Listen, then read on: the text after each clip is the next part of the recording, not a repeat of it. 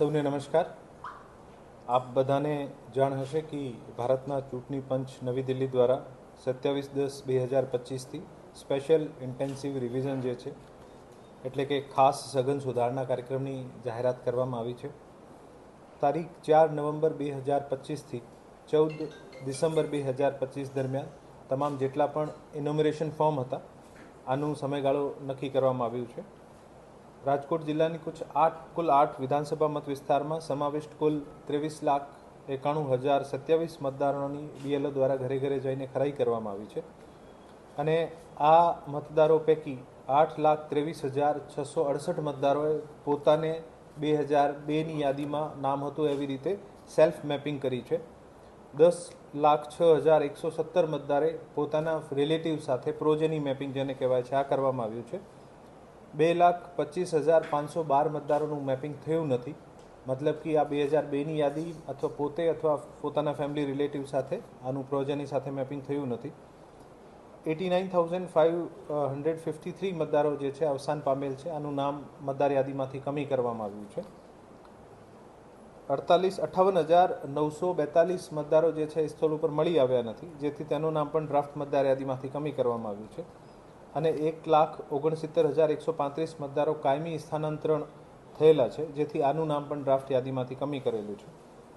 10,736 મતદારો ડુપ્લિકેટ હતા, આને કારણે આનું નામ કમી થયું છે અને 7,304 અન્ય મતદારો છે જે બીએલઓ ગમે તેમ રીઝન ઉપર ગયા હશે અને બીએલઓ દ્વારા ના પાડી હશે અથવા સહકાર નહીં આપ્યો હશે અથવા ફોર્મ ફાડી દીધા, અમુક પણ કિસ્સાઓ બન્યા હશે, તો આ તમામના પણ નામ કમી કરવામાં આવે છે.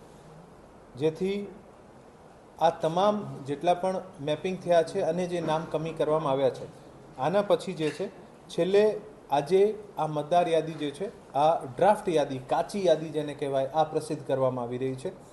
આ ડ્રાફ્ટ યાદી ઉપર જેટલા પણ નો મેપિંગવાળા છે, જેનું મેપિંગ નહીં થયો, આ તમામને ઈઆરઓ દ્વારા નોટિસ ઇસ્યુ કરવામાં આવશે. નોટિસ ઇસ્યુ કરીને આના જવાબ લેવામાં આવશે. આ લોકોની જ્યાં સુધી પ્રોજેની અથવા પોતાના સેલ્ફ સાથે મેપિંગ થતી હશે તો આ પણ કરાવશે અને પછી એક નિર્ણય ઉપર આવશે કે આ મતદારોની યાદીમાં રાખવાના થાય છે કે નથી. આ સંપૂર્ણ પ્રક્રિયા પારદર્શક રહે, સંપૂર્ણ પ્રક્રિયામાં દરેક સ્ટેક હોલ્ડર્સ સામેલ રહે અને દરેકનો સુઝાવ પણ લેવામાં આવે. આ ઉદ્દેશ્યથી અત્યાર સુધીમાં રાજકીય પક્ષો સાથે કુલ 5 મિટિંગો કરવામાં આવી છે અને દરેક વખતે રાજકીય પક્ષો દ્વારા જે પણ સૂચન કરવામાં આવ્યા છે આ સૂચનોને અનુસરીને આપણી કામગીરીને વધુ ઇઝી અથવા વધુ ફ્રેન્ડલી બનાવવાની કોશિશ કરી છે.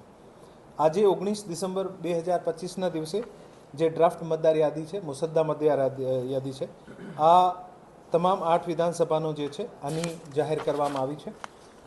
આ મતદાર યાદીને આપ કલેક્ટર કચેરી, તમામ મતદાર નોંધણી અધિકારી શ્રી, મામલતદાર કચેરી, મદદનીશ મતદાર નોંધણી અધિકારીની કચેરી અને નિયુક્ત મતદાન મથકો આ તમામ જગ્યા ઉપર જોઈ શકાશે. સાથે સાથે આ મતદાર યાદી જે છે આ સીઓ ગુજરાતની વેબસાઇટ પર ઉપલબ્ધ છે. રાજકીય પક્ષોને પણ, જે મેં અગાઉમાં પારદર્શિતાની વાત કરી એવી રીતે રાજકીય પક્ષોને પણ એક યાદી આપવામાં આવી છે જે ડ્રાફ્ટ યાદી છે.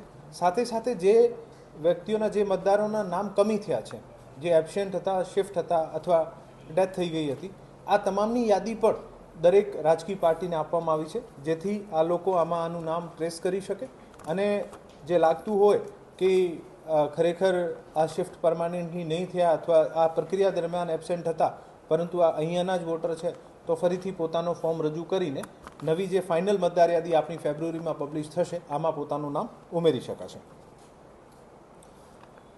બીએલઓ બીએલએ મિટિંગ દરેક કક્ષાએ થઈ છે અને જ્યારે આ ફાઇનલી એબસેન્ટ, શિફ્ટ અને ડેથ વોટર્સ જેનું નામ કમી થવાનું હતું ત્યારે પણ તમામ બીએલએસને, તમામ પોલિટિકલ પાર્ટીઝના જે બૂથ લેવલ એજન્ટ છે આને પણ આ યાદી આપવામાં આવી છે અને ખૂબ જ બહોળી પ્રસિદ્ધિ કરવામાં પણ આવી છે. હવે પછી આજે 19 ડિસેમ્બરથી લઈને 18 જનવરી 2026 સુધી કોઈ પણ નવા ફોર્મ હોય, હક દાવા અથવા વાંધા અરજી જે છે આ કરી શકાશે.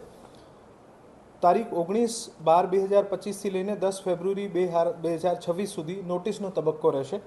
નોટિસ ઇસ્યુ કરવી, ચકાસણી કરવી, સુનાવણી કરવાની આ તમામ પ્રક્રિયા આ દરમિયાન હાથ ધરાશે.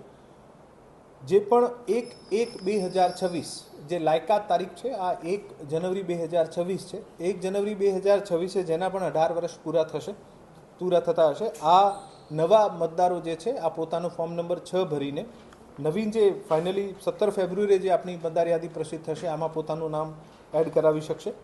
ફોર્મ નંબર 7 જે છે આ રદ કરવા માટે છે. ફોર્મ નંબર 6 જે છે આ નવા નામ નોંધવા માટે છે. અને ફોર્મ નંબર 8 જે છે કોઈ પણ ચેન્જીસ કરવાના હોય આપણે, સુધારા વધારા, સરનામું બદલવા માટે, આને માટે ફોર્મ નંબર 8 છે. આ તમામ પ્રક્રિયા કરીને 10 ફરવરી 2026 સુધી તમામ વાંધા સાંભળીને આનું નિરાકરણ કરીને તારીખ 17 ફેબ્રુઆરી 2026ના દિવસે આપણે ફાઇનલ મતદાર યાદી જે છે આને પ્રસિદ્ધ કરીશું. અને જે પણ મતદારોએ આ પ્રક્રિયા દરમિયાન કોઈ પણ સંજોગોમાં જે સ્થળ ઉપર નહીં હોય, પોતાનું નામ બીજી જગ્યા હતા અને કામ કમી થઈ ગયું હોય, અથવા 18 વર્ષના થતા હોય, નવું નામ ઉમેરવાનું હોય, સરનામું બદલ્યું હોય, જે પણ સંજોગ હોય, આ તમામને વિનંતી કરું છું કે વધુમાં વધુ જ્યારે પણ આપને નો મેપિંગવાળાને નોટિસ મળે અથવા જે નવો આપનું નામ ઉમેરવા અથવા કોઈ ચેન્જીસ કરાવવાનો હોય ઝડપથી કરાવીને જેવી રીતે આપ SIRની પ્રક્રિયામાં સહયોગ આપ્યું છે એવી જ રીતે આપ આ ફાઇનલ જે મતદાર યાદી પબ્લિશ થશે આમાં પોતપોતાનો સહયોગ આપશો એવી મને આપ સાથે અપેક્ષા છે.